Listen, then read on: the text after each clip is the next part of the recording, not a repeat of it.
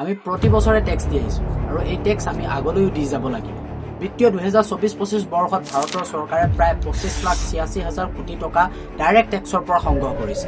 এই 25,86,000 কোটি টকাক যদি ভাগ কৰা হয় তেন্তে 12.4 লাখ কোটি টকা কৰ্পৰেট টেক্সৰ পৰা সংগ্ৰহ কৰা হৈছে আৰু 12.9 লাখ কোটি টকা ইনকাম টেক্সৰ পৰা সংগ্ৰহ কৰা হৈছে।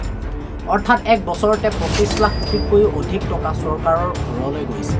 কেৱল ডাইৰেক্ট টেক্সে নহয়, আমি প্ৰতিদিনে ইনডাইৰেক্ট টেক্সো আমি চৰকাৰক পে কৰি আছো। যেনে পেট্ৰলত প্ৰায় 50% টেক্স, ইয়াৰ উপৰিও মোবাইল ৰিচাৰ্জৰ পৰা আৰম্ভ কৰি মৰা মৃতকক মেৰিয়াই দিয়া উকা কাপোৰৰ পৰ্যন্ত আমি টেক্স দি আছো।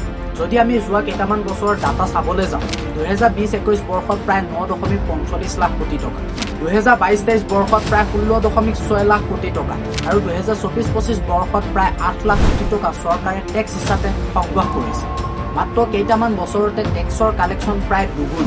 চৰকাৰৰ মতে এই টেক্সৰ পইচাৰে ডিফেন্স, ফ্লাইঅভাৰ, চৰকাৰী হস্পিটেল আৰু এডুকেশ্যনৰ কামত ব্যৱহাৰ কৰা হৈ আছে। কিন্তু এই টেক্সৰ পইচাৰে চৰকাৰে সঁচাকৈ যদি চৰকাৰী হস্পিটেল আৰু এডুকেশ্যনৰ ওপৰত কাম কৰিছে, তেন্তে আজিৰ তাৰিখত এখন চৰকাৰী হস্পিটেলত অলপ মানুহৰ ভিৰ হ'লে কিয় হুইল চেয়াৰৰ অভাৱ হয়, কিয় মেডিচিন বাহিৰৰ ফাৰ্মাচীৰ পৰা ক্ৰয় কৰিবলগীয়া হয়, আৰু এডুকেশ্যনৰ কথা ক'বলৈ গ'লে কিয় ছাত্ৰ-ছাত্ৰীয়ে কাগজৰ পাতত ভোজন কৰিবলগীয়া অৱস্থা আহি পৰিছে। আজিৰ দিনত দুৰ্নীতি আৰু বেয়া ব্যৱস্থাপনাৰ বাবে প্ৰতি বছৰে এক বৃহৎ পৰিমাণৰ ধন অবাবত নষ্ট হয়। যদিহে আপুনি স্বচ্ছতা বিচাৰে তেন্তে কমেণ্ট কৰক #হামাৰা পইচা হামাৰা হিচাপ।